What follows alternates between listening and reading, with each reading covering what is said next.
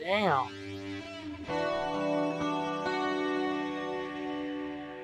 Dr. Tenbo Ryoko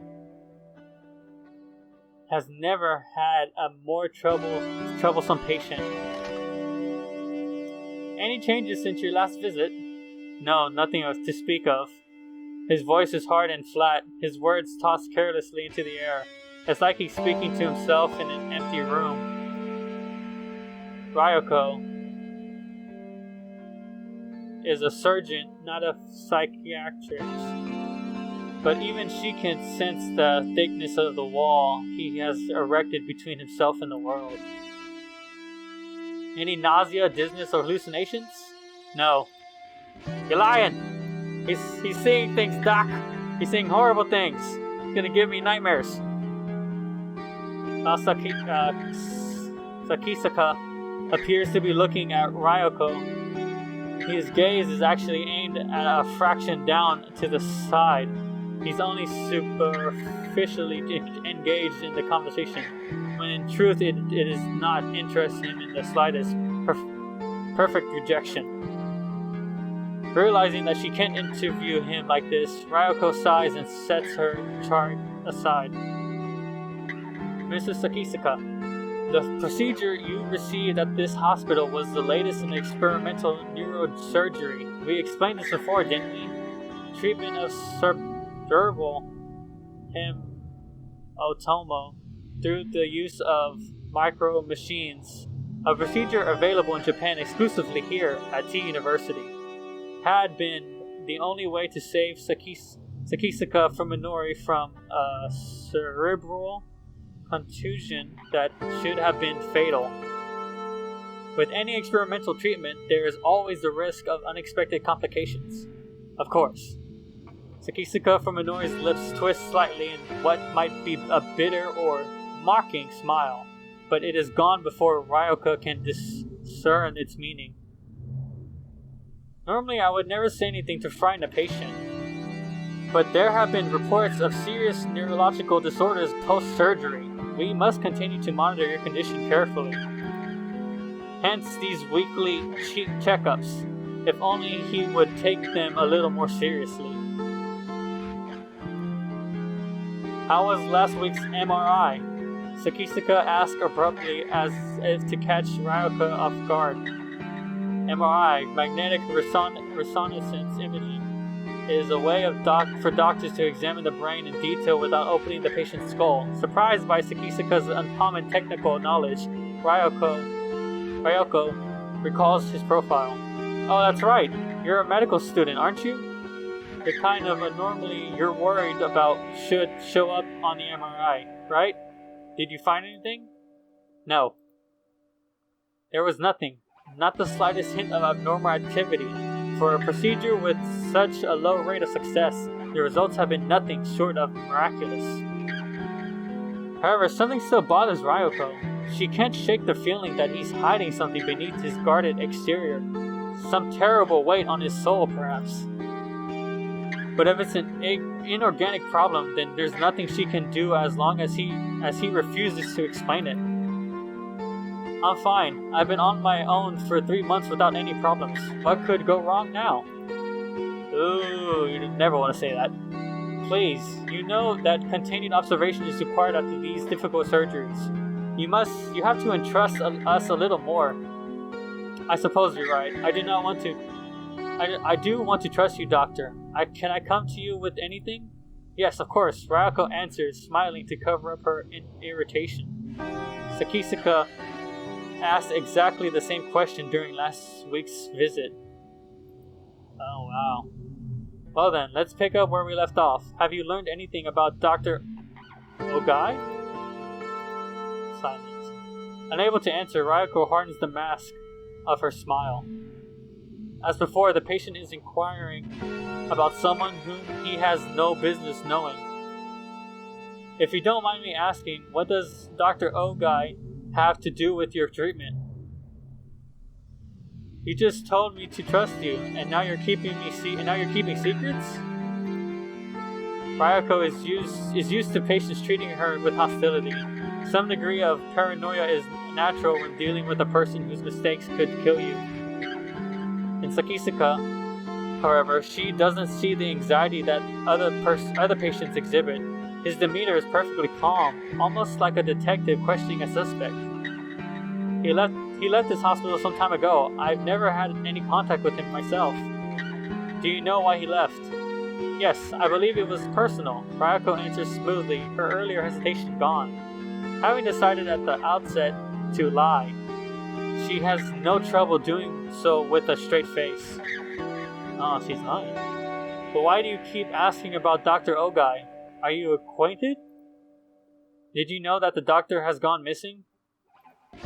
No. Ryoko realizes that her answer may have been a little too quick. She should have acted more surprised. I've recently become close with a relative of his. It was she who asked me to find him. A relative? Ryoko considers this with a frown. I didn't think Dr. Ogai had any relatives. Oh, who told you that? I heard it from a nurse. Ryoko replies, remembering that she just claimed to have no contact with the man. I see. The doctor was famous enough to have nurses gossiping about him. I hear he was an unusual man. But no one knows why he left the university. Ryoko falls silent, knowing that this isn't a topic she can brush away with a smile. Sakisaka seems to finally grasp her mood. However, as his strangely stiff tone softens a little. Please, I have to find Dr. Ogai. There's a girl who needs him. Can you help me? Isn't it something the police should handle? Although she makes it sound like the most obvious thing in the world, the suggestion is actually a gamble. If Ogai Masahiko's disappearance becomes a police matter, then the university will be investigated. Everyone who was involved in the incident will be at risk of exposure. What the hell? What is going on? And of course, that includes Ryoko herself. Man, there's something twisted going on here. She knows, however, that Sakisaka is unlikely to go to the police. First of all, his excuse is obviously a lie. They already made sure that Ogai had no relatives who might come looking for him, which is why they could bury the truth of what happened. Whoa, what happened? But then how did Sakisaka, a mere patient, learn about Ogai? I'd be happy to help, but there's been no word from Dr. Ogai since he's resigned last April. I can only assume that he's gone on an extended vacation. I see. Expecting resistance, Ryoko is surprised when Sakisaka backs down. She's still worried about his condition, and the mysterious link between him and Ogai is only making her more uneasy. But as long as he doesn't open up to her, there's nothing she can do. After a brief pause, Ryoko writes progress good on Sakisaka's chart for today. How about next week's appointment? How does 4 o'clock again? Before she can finish, Sakisaka is gone. Oh, wow. Oh, shit. Damn. This poor dude, man. I had to seize the world like this. It looks like someone sprayed the walls with pig guts from ceiling to floor. What color should the walls of a hospital be? White, of course. And to the creatures of rotten flesh shambling around me, I'm sure this hallway looks just as white as it should. Maybe. I know intellectually that the walls are white. I know that the flesh beasts are really human. I'm the one with the problem, and it's because I've accepted this that I'm able to lead something approaching a normal life. Even if my university's medical department is nowhere near as good as T universities, I'm still a medical student specializing in neurology. I have a basic idea of what has happened to me, though it's hard to believe. This isn't a pathological condition. It's probably some form of agnosia, unlike anything that has ever been studied before. The flesh bead called Tenbo Ryoko said that other patients had developed neurological disorders after receiving the same treatment I did. So I guess I'm just another failure. It makes me want to laugh in that know-it-all doctor's face. That said, I don't blame the doctors who operated on me. After all, I do owe my life to them. I know as well as anyone how long the chance of success was, and that I had no other hope of survival. What the fuck? That is crazy. I was unlucky, that's all there is to it. Man, it must suck trying to eat. The point is that my condition isn't treatable. Just like someone adapting to a hearing aid or a wheelchair, I have no choice but to adapt to this unseating scenario. Oh, scenery. Man. Ugh. Of course it's hard. It wasn't easy to resign myself to this fate. For now, there's more than just despair. Even for me, there is a glimmer of hope. Keeping my eyes on my feet, I hurry home.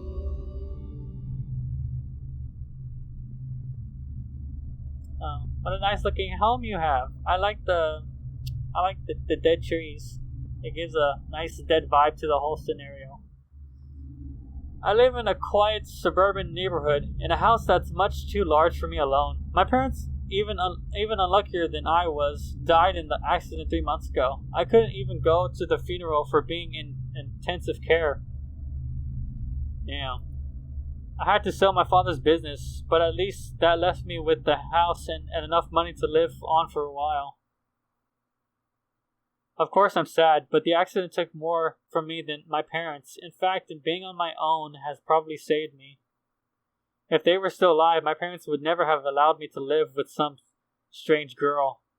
What?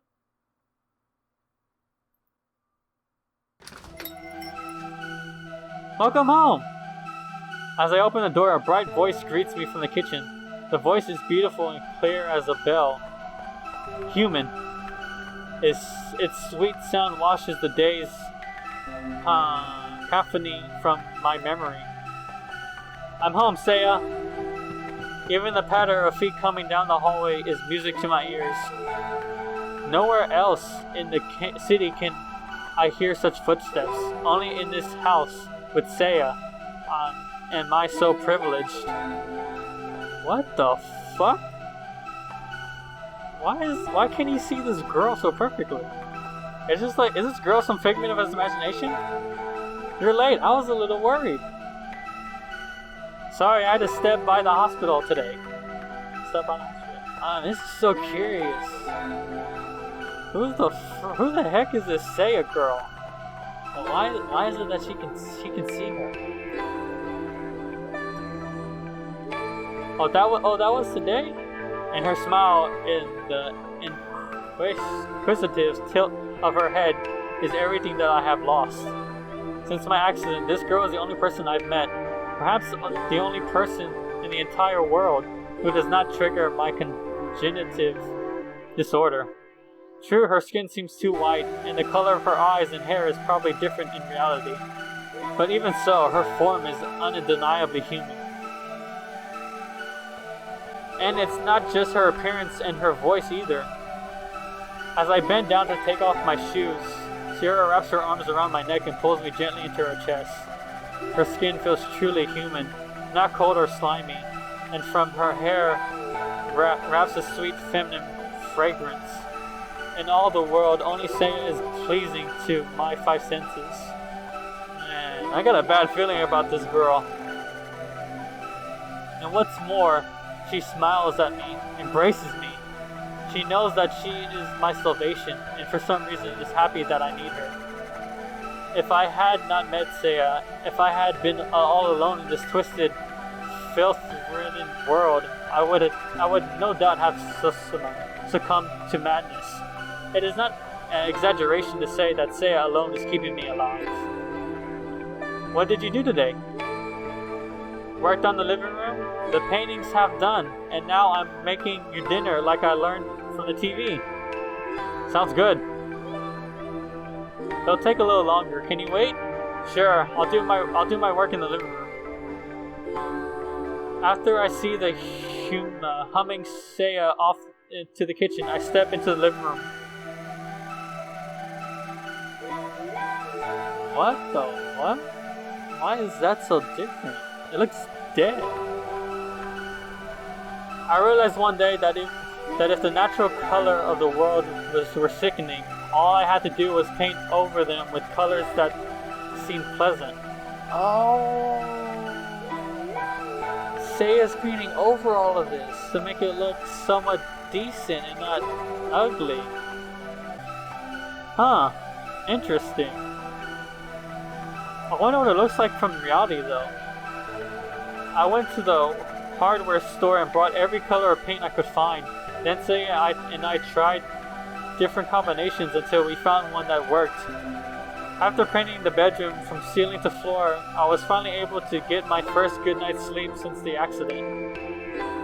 When we first started on the living room, Seiya, unsure what to do with the curtains, just painted carefully around the windows without a moment's hesitation. I tore the curtains down and painted over the glass itself. There'll never be anything out there that I want to see, and as long as we keep the storm shutters closed, the neighbors probably won't think anything of it. Dinner's ready. Can you bring it in here? As she enters the living room with a tray of food, Seiya sniffs the air. The paint smell doesn't bother you? Now that she mentions it, I suppose the smell of paint, a paint thinner must be building up in this closed room. It doesn't really bother me though. There are far worse smells outside. Does it bother you? No, I'm fine if you are. Seiya sets the food on the table. Unfortunately, neither its color nor its smell is at all appetizing. Not that food elsewhere is any different. Thanks, Seiya. As has become routine, I still myself and methodically transport the food into my mouth. The taste is as gut-wrenching as I expected, but it's not Seiya's fault. I'm sure she made it exactly like the cooking show said. It's just that my taste buds can't accept it. It's not good? She asked hesitantly. Well, no. Lying won't make Seiya happy. She knows about my condition. Don't worry about it. I'll make something different tomorrow. Sorry, you always go to the trouble for cooking, but it's fine. If I keep trying, maybe I'll find something you'll like. In my current state, eating is nothing more than an unwelcome duty. As much as I hate it, I need food to survive. If I stay alive, then perhaps one day, as Seiya says, I'll be able to taste something delicious again. I met Seiya, didn't I? Aren't you going to eat? No, I already ate. Oh. She doesn't eat, huh? In all that time we've been together, Seiya has never once eaten with me. I don't know why she refuses to do so. It makes me a little sad. Huh, interesting. Still, I'm not about to push the issue. Not when she's putting up with all the problems I have. By the way, I asked about your father again. Oh, Dr. Ogai. He did? Dr. Ogai Masahiko is Seiya's father and her only living relative. Seiya has asked me to unravel the mystery of his disappearance. They still wouldn't tell me anything. I get the feeling they're hiding something. Oh. I expected Seiya to be a little more disappointed. You haven't given up, have you? No, Seiya responds with an unreadable expression. It's not that. She gives a little shake of her head, then smiles at me once again. Thanks for all you're doing for me. It's nothing compared to what you've done for me. What do you mean by that? I thank her for the meal and set my chopsticks down next to the perfectly clean plate. As wrenched as the taste was, thinking of the care that Seiya put into it gave me the strength to finish every bite. Is it bath time? Yeah, will you wash my back again? Sure! Ever since Seiya moved in, it's been like having my own wife. How old is this girl? Seiya. Why are you so good to me? Is this truly what you want? What am I? That you can give yourself to me body and soul? Is this merely sympathy? Do you pity me? The exile from society? Is that enough for you to surrender yourself to such mad desire? Are you so wanton? Seiya is here. She is with me now. Only in this moment is her existence certain. Only when I am joined with her can I believe. No matter what cruel fate might await me, Seiya, there is nothing with Seiya, there is nothing I fear more than losing her. But Minori, are you crying? I realize that my cheeks are wet with tears. Why, Seiya, why do you go so far from me? Minori, I don't understand it, I don't. But I'm losing myself to you more every day. I can't live without you, Seiya. I wrap my arms tighter around her, praying that our bodies will melt together and never again be apart. Tell me, please, what must I do to keep you with me? How can I repay you? Keep holding me, Seiya whispers into my chest. What is going on, bro? I want to stay like this forever. I won't leave you for Minori. Why? Why me? Because you're alone, she says softly, gazing up into my eyes. All alone, just like me. The sorrow in her voice resonates with my own. There is a deep loneliness in her eyes, a loneliness from which springs boundless affection. You're all I have. In this whole wide world, only you will embrace me, my precious Minori. Oh my god, this game is twisted so far. Now I know. No matter what horrors this world unleashes upon me, all I ever need is Seiya.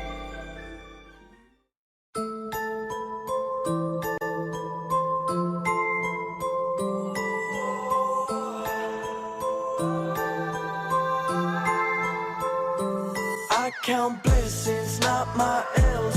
I stay focused, I don't dwell. I see time is all my wealth. All these angels watch my health. I stay bout I'm not pouting. Break through walls and climbing mountains. If you want it, scream it louder. Show this world what they